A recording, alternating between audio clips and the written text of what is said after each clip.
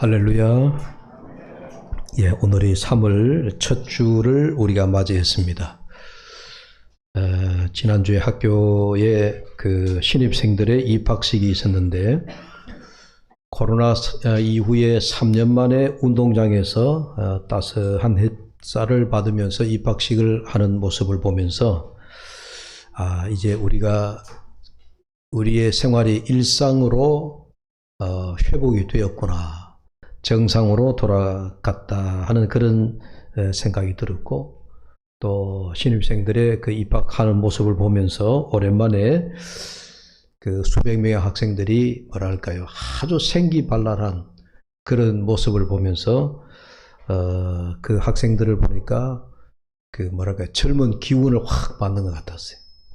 예, 그처럼 이제 봄이 돌아왔는데 저희 교회도 성령의 새로운 기운을 받는 우리 모두가 되시기를 주의 이름으로 축복합니다.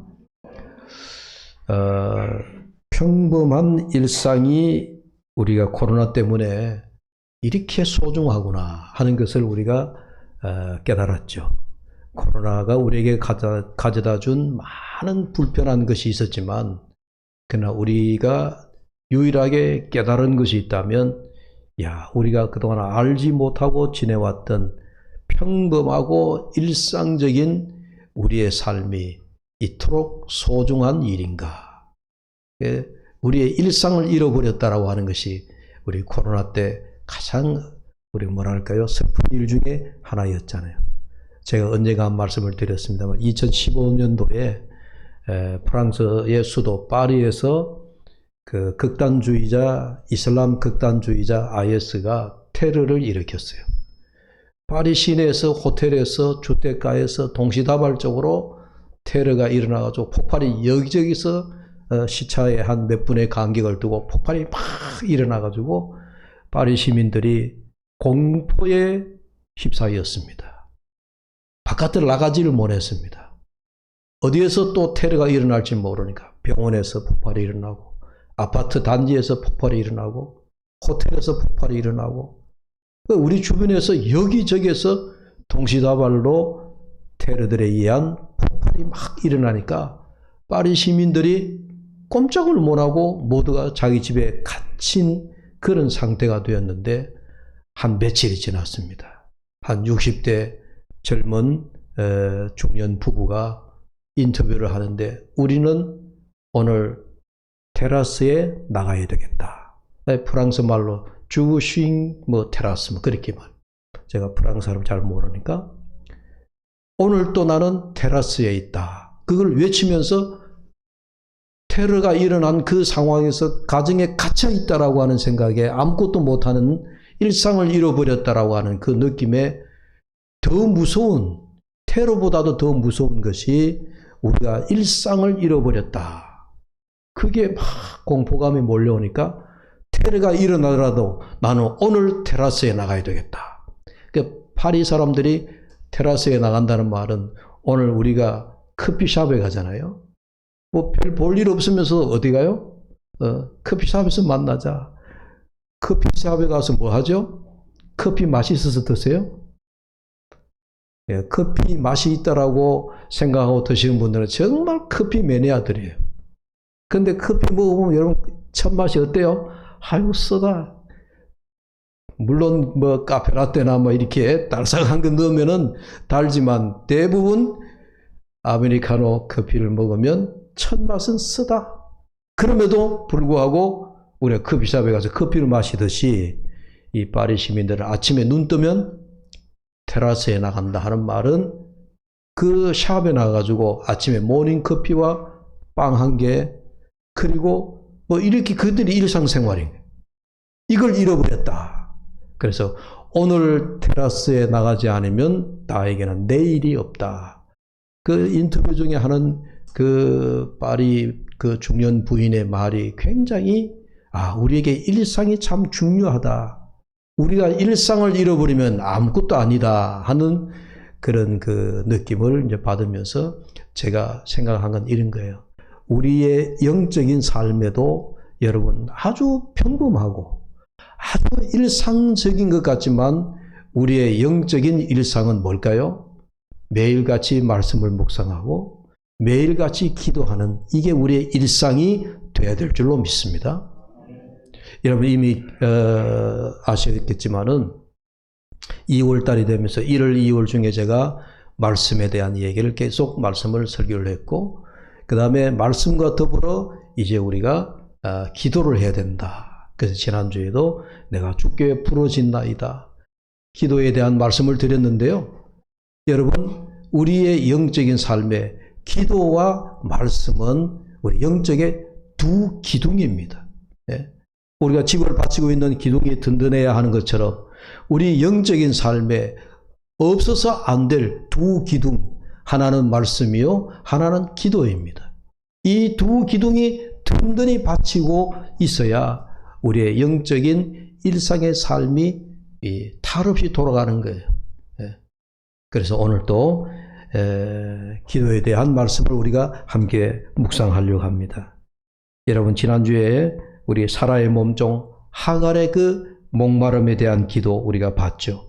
광야에서 목이 타들어가고 목마름에 아들 이스마엘이 죽음의 기로에 선 상태에서 하갈이 부르짖었어요. 하나님, 내 아들이 광야에서 목이 말라 죽어가고 있습니다. 하나님, 이 어미가 죽어가는 아들을 보고 있을 수가 없습니다. 하나님, 내 아들을 살려주십시오. 그런 마음을 가지고 정말 타는 목마름으로 하나님 앞에 부르짖던 그 하갈, 그걸 히브리어로 두 글자라 그랬죠. 뭐라 그랬죠? 카라. 한번 따라 합시다. 카라. 히브리어 말은 참 단순합니다. 우리의 모든 의미를 함축하고 있습니다. 카라. 카라라고 하는 히브리어 말이 내가 하나님 앞에 부르짖나이다. 부르짖나이다. 오늘은 또 한 여인을 보려고 합니다.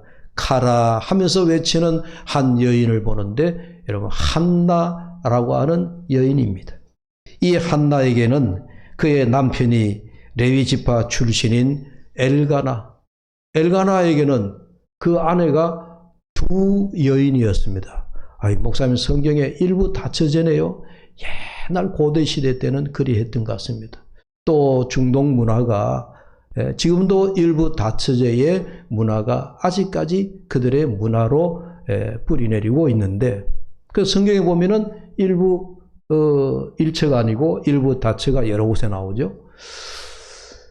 아무튼 엘가나에게 두 여인 한나와 또 하나 브린나라고 하는 두 여인이 있었는데, 이 두 여인 사이에 한 여인은 자식이 있고 한 여인은 자식이 없었습니다. 그런데 하나님께서 말씀해 보면 한나에게 하나님이 잉태하지 못하게 누가 그랬다고요? 하나님. 그러니까 이 한나라고 하는 여인은 하나님이 탯줄을 열어주지 않으면 잉태할 수가 없는 그런 마음이죠. 아무튼 이 두 여인 사이의 갈등이 이루 말할 수가 없었습니다. 여러분, 가진 자와 갖지 못한 자, 또 가진 자가 갖지 못한 자의 자를 무시하고 없이 여기고 하는 것이, 이게 약간 고통스러운 것이 아니었습니다. 그래서 오늘 본문에서 윗절에 올라가서 6절에 보면 브린나가 한나를 격분케 했다라고 하는 그런 말씀이 나옵니다. 여러분, 한나가 왜 기도하게 되어졌을까요? 한나가 기도하게 된 원인이 뭐였을까요? 하나님 앞에 한나가 나아가서 기도하게 된 원인이 자기의 고통 때문에. 근데 그 고통이 자기가 속으로 삭히기만 하면 또 별 문제가 아닌데, 주위의 사람들이, 옆에 있는 사람들이 자기를 격분케 했다. 이 이유가 바로 이 브린나라고 하는 여인이 한나의 마음을 아프게 했다라고 하는 얘기예요. 우리 성경에는 격분이라고 하는 단어를 쓰고 있지만, 여러분, 공동 번역에 보면 이렇게 번역을 하고 있습니다. 게다가 적수 브린나는 야훼께서 잉태하게 해주지 않아 속을 태우고 있는 한나를 더욱 괴롭혔다. 한나를 괴롭혔다라고 얘기합니다. 브린나가 한나를 더욱 괴롭히더라. 여러분, 자식을 둔 브린나가 한나에게 하는 말이 뭐였을까요? 니는 여자도 아니야. 니는 잉태하지도 못하잖아. 니는 제구실도 못하는 여자야. 여러분, 이 한나의 마음을, 속을 완전히 뒤집어 놓는 거예요. 자기가 가지고 있는 그 약점, 자기의 그 아킬레스와 같은 것, 니는 아무것도 할 수 없잖아. 니는 자식도 못 놓잖냐. 여러분, 얼마나 한나의 마음이 괴로웠겠어요. 얘기하지 않아도 툭 건드리기만 하면 눈물이 쏟아질 것 같은데 이 브린나가 한나의 마음을 그렇게 위협하는 거예요. 네가 여자야? 여러분, 얼마나 이 한나가 괴롭혔으면, 한나가 괴로움을 당했으면 이 한나가 그런 마음을 가졌겠느냐. 그래서 한나를 기도의 자리로 몰아넣은 것은 바로 이런 이유 때문이었어요. 자기를 괴롭힌 것 때문이었습니다. 자기를 격분케 한 자들 때문이었습니다. 결국 적수, 성경에도 보면 적수라고 얘기 나오는데 적수 브린나 때문입니다. 이것 때문에 한나가 기도하게 된 이유였습니다. 여러분, 우리가 1년에 한두 번 만나는 사람들로부터는 큰 상처를 입지 않아요. 우리가 상처를 입는 사람 보면 늘 일상 우리 가까이 있는 사람, 가장 가까운 내 가족들 중에, 가까운 내 친구 중에서 그렇게 만나다 보면 상처를 제일 받아요. 오랜만에 1년 만에 혹은 10년 만에 만나면요, 그 사람의 약점은 하나도 안 보여요. 오랜만에 만나서 너무 반갑다 하고 끌어안고 허깅하고, 참 오랜만에 만나서 너무 좋다. 그런데 우리가 매일 만나는 사람들로부터 상처를 많이 받죠. 근데 관계라는 게 참 그렇게 우리가 어려운 겁니다. 그런데요, 우리가 출애굽기를 보면은 광야에서 하나님께서 이스라엘 백성들을 그냥 가나안에 들어가게 하지 않습니다. 소위 광야로 들어간 이스라엘 백성들이 그때부터 광야 학교, 광야 훈련이 시작되는 거예요. 여러분, 출애굽기 기억나세요? 광야 학교에 들어가면 반드시 나를 훈련시키는 누가 있다고요? 훈련 대장이 있다 그랬어요. 나를 힘들게 하는 훈련 대장이 있다. 물론 집단적으로 보면 이스라엘 백성들이 광야에 들어와서 제일 먼저 그들에게 목마름에 대한 시험이 있었어요. 어떤 광야에 왔더니 생수가 다 떨어지고 마실 물이 없어서 며칠 동안 물을 먹지 못하니까 사람마다 전부 다 목마름 때문에 아우성이었습니다. 그때 하나님께서 모세에게 네 지팡이를 들어 반석을 쳐라. 반석을 쳐서 생수가 터져 나와서 백성들의 목마름을 다 해결해 주었습니다. 또 조금 있다 보니까 광야 속의 백성들이 우리가 광야에 괜히 나왔다. 저 애굽에 있을 때 우리가 날마다 고기 까마귀떼서 우리가 고기를 먹었는데 이 광야에 나온 날로부터 시작해가지고는 고기를 하나도 먹지 못했다. 모세에게 배고픔에 대한 이야기보다도 고기를 먹지 못한다. 그 불평을 늘어놓았죠. 그래서 광야의 이스라엘 백성들이 툭하면 원망하고 툭하면 불평하고 목마르면 목마르다고 불평하고 배고프면 배고프다고 불평하고 고기를 먹지 못하면 고기를 못 먹는다고 불평하고 이게 다 무슨 문제요? 먹는 문제, 의식주 문제에 백성들이 광야에서 불평했습니다. 그래서 하나님이 광야 생활이 끝나는 약 38년 동안 하루도 근르지 아니하고 하늘 양식, 하늘에서 만나를 매일 내려주었습니다. 그게 만나 훈련이에요. 어떻게 하라고요? 만나는 하늘만 쳐다보라는 거죠. 하나님만 쳐다보라고 하는 그 훈련을 광야 학교에서 약 38년 동안 가나안에 들어가기까지 그렇게 하나님이 훈련을 시켰습니다. 조금 가다가 아말렉 군사를 만났습니다. 아말렉은 이스라엘 백성들을 가나안에 들어가는 것을 공식적으로 방해했던 민족 족속입니다. 그래서 하나님께서 이 아말렉 민족에게는 대대로 저주를 내리리라 그렇게 말씀을 했어요. 하나님의 백성들이 가나안에 가는데 이 아말렉 군사가 그 가는 길을 막았거든요. 전쟁을 시작했습니다. 그런데 이 아말렉 전투에서 우리에게 가르쳐 준 교훈이 뭐냐? 기도하는 거예요. 기도하는 거. 아말렉 전투에서 모세가, 여러분 전쟁하면 모세가 지도자로서 전쟁터에 나가서 전쟁을 해야 되잖아요. 싸움을 해야 되잖아요. 그런데 싸움의 현장에는 여호수아를 내보냈어요. 대신에 모세는 어디에 올라갔어요? 산에 올라가서 기도하기 시작했습니다. 모세가 손을 들어 기도하다가 사람이 손을 들어 기도하다 보면 힘이 지치면 손이 점점 내려오게 되어 있어요. 모세의 기도 손이 내려오니까 이상하게 산 아래 전투하는 아말렉과 이스라엘 여호수아가 이끄는 그 병사들 싸움에서 밀리기 시작하고 이스라엘 백성들이 도망을 가게 되는 거예요. 모세가 손을 또 팍 들면 또 이스라엘 군사가 힘을 얻어가지고 아말렉 군사를 또 무찌르기 시작하는 거예요.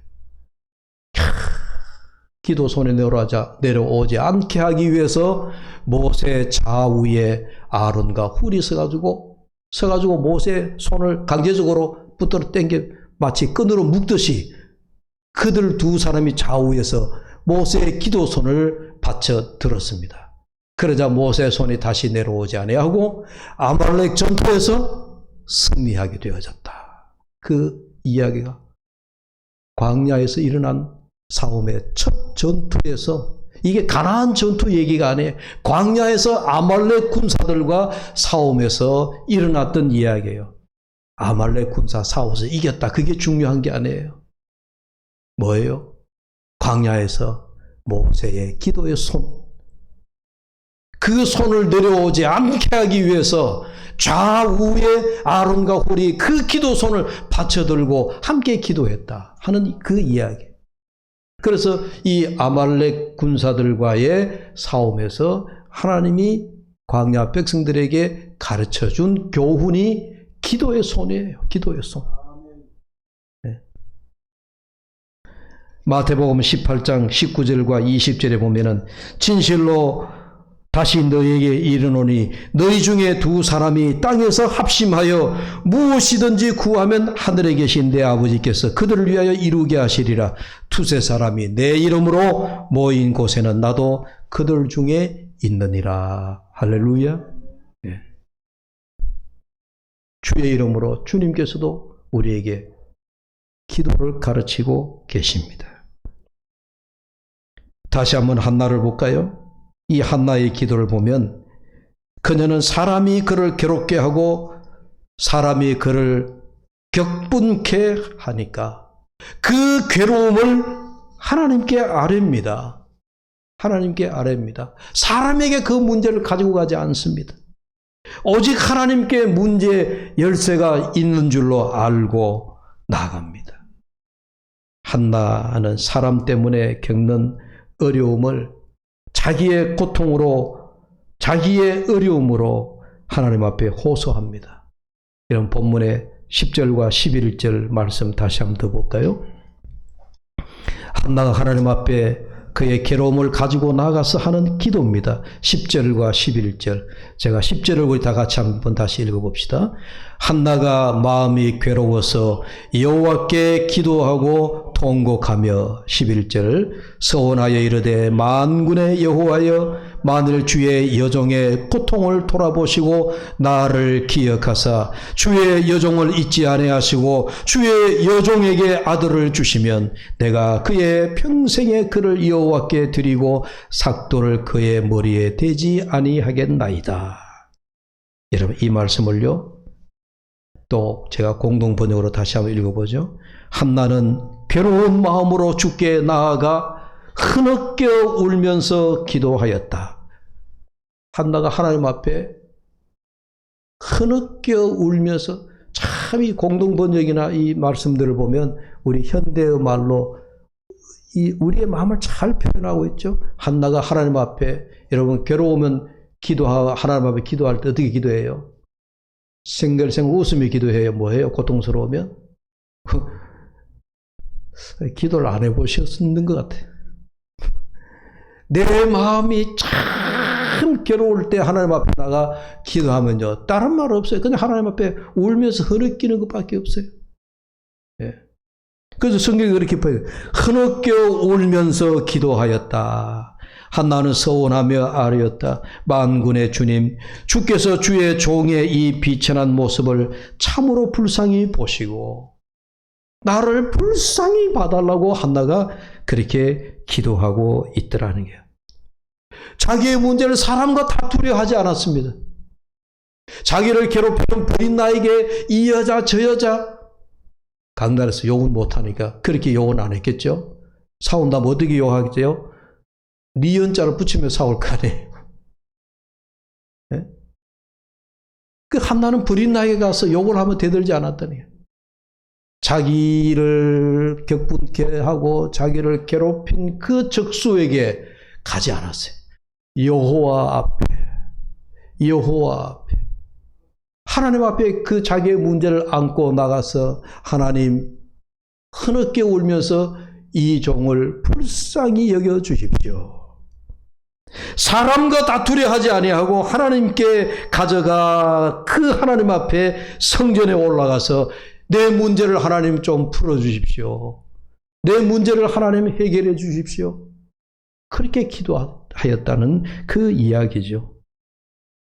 여러분, 우리가 어려운 일 당하면 세상적으로 우리가 풀지 아니하고 우리가 신앙적으로 내 어려운 문제를 하나님 앞에 영적인 문제로 알고 이 문제를 우리가 신앙적으로 풀어나가야 될 줄로 믿습니다. 우리가 가는 길에 아말렉과 같은 방해꾼이 있다면 십자가의 방법으로 풀자는 얘기예요. 기도의 방법으로 풀자는 얘기예요. 여러분의 가정의 문제도 마찬가지예요. 여러분의 자식의 문제도 마찬가지예요. 하나님은 언제까지입니까? 때로는 하나님이 내 기도에 응답을 드디어 해주시는 것 같아도 내 기도에 하나님이 외면해 듣지 않으시는 것 같아도 그럼에도 불구하고 하나님은 듣고 계시고 그럼에도 불구하고 하나님은 내 기도에 응답을 주시는 분이심을 믿고 우리가 이 문제를 하나님 앞에 가지고 갑니다. 십자가 앞에 무릎을 꿇습니다 하는 그런 심정으로 우리가 기도의 제목을 하나님 앞에 내놓아야 될 줄로 믿습니다. 한나는 마음이 괴로워서 하는 이 9절의 말씀, 여호와께 기도하고 통곡하며 공동 번역의 말씀이 하면 하나님 앞에 흐느껴 울며 기도하는 이 모습.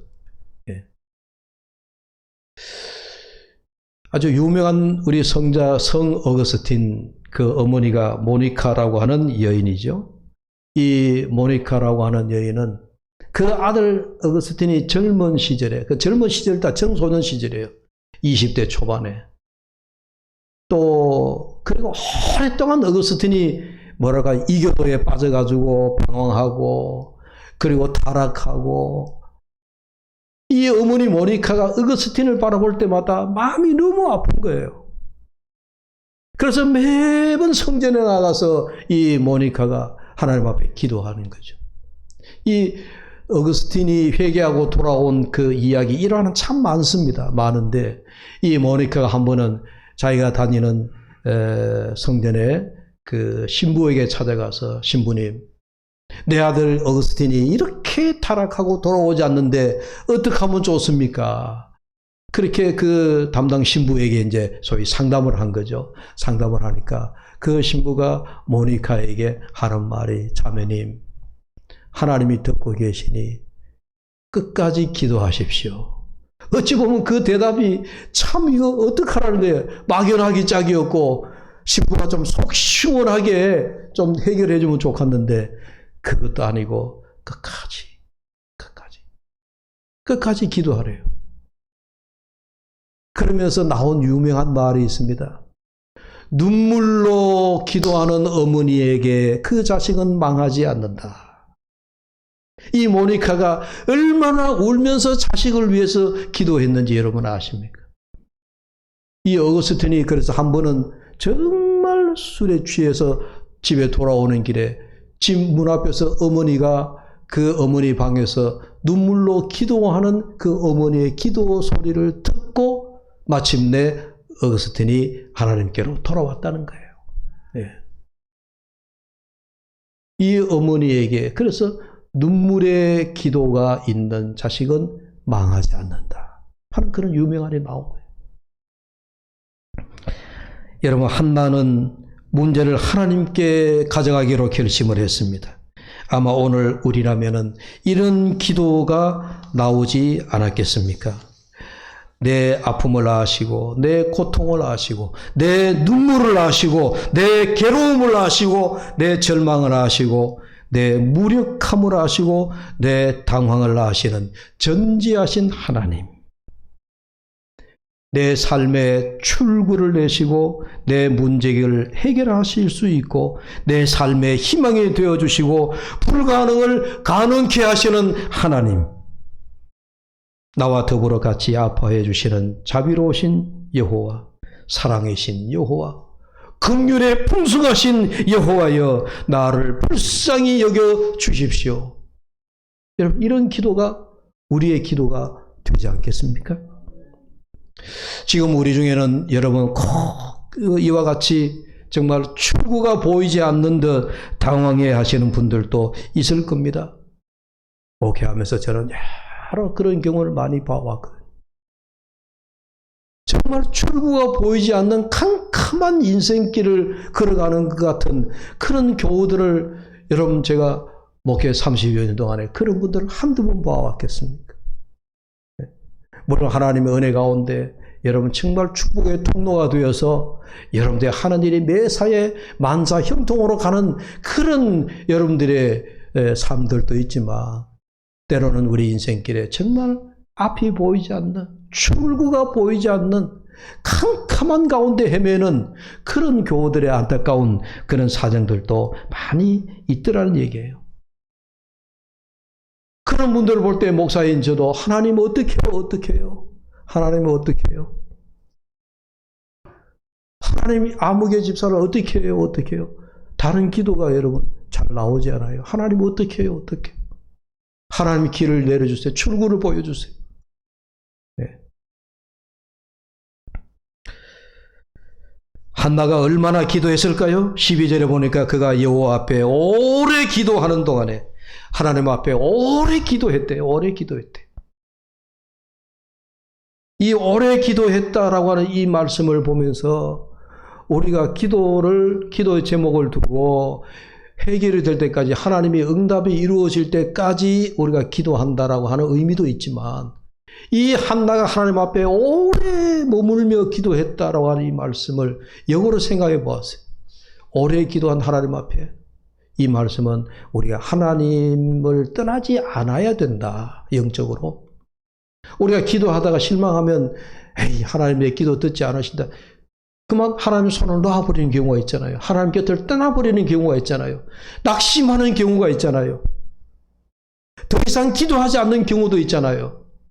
오늘 한나가 여호와 앞에 오래 기도하더라. 이 말씀을 여러분, 내가 하나님 곁을 떠나지 않아야 되겠다. 하나님의 손을 놓지 않아야 되겠다. 하나님을 끝까지 붙들어야 되겠다. 내 기도에 응답이 올 때까지 나는 하나님의 기도의 손을 놓지 않겠습니다. 그런 말씀으로 이해하시면 좋겠어요. 하나님, 내 정말 하나님 곁을 떠나지 않고 오래 머물겠습니다. 하나님의 곁을 떠나지 않겠습니다. 내 마지막, 내 생의 목숨 끊어지는 그날까지 하나님 곁을 떠나지 않겠습니다.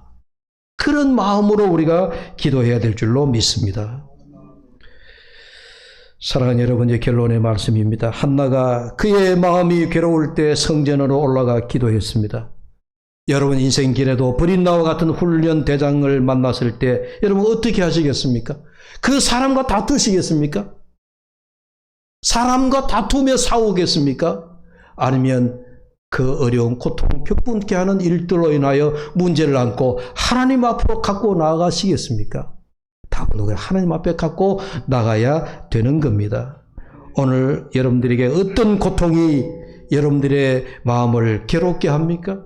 여러분들이 어떤 문제로 절망하고 있습니까? 여러분이 어떤 문제로 기도하고 있습니까? 여러분들은 어떻게 기도하시겠습니까? 오늘 우리 인생에서 정말 감당하기 어려운 고통을 만날 때 우리가 달려갈 품이 있다. 여호와 앞에 우리가 달려가 여호와의 품에 안길 수 있다라고 하는 것이 얼마나 여러분 다행한 일입니까? 우리가 기도의 자리로 나갈 수 있다라고 하는 것이 얼마나 다행스럽습니까? 여러분 인생길에서 어려움을 만날 때, 고통을 만날 때, 여러분들을 격분케 하는 일이 있을 때, 여러분들이 흐느껴 울 수밖에 없는 그런 상황이 다다랐을 때 여호와의 품에 안겨서 기도하며 하나님, 내가 이 문제를 하나님 앞에 드립니다. 하나님, 이 문제를 해결해 주십시오. 그런 마음으로 기도의 손을 놓지 않고 기도의 승리자가 되시기를 주의 이름으로 축복합니다. 기도합시다. 하나님 아버지 감사합니다. 기도하는 자에게 전능하신 하나님께서, 능력의 하나님께서, 자비로우신 하나님께서, 긍휼에 풍성하신 하나님께서, 사랑의 하나님께서 우리의 모든 어려움을 주님이 짊어지실 줄로 믿습니다. 오늘도 예배 자리에 나와서 하나님 앞에 기도의 제목을 올려놓고 그 기도의 제목을 붙들고 기도하는 사랑하는 주의 종들, 그 기도의 제목들을 하나님이 들으시고 응답하여 주시옵소서. 예수님의 이름으로 기도하옵나이다. 아멘.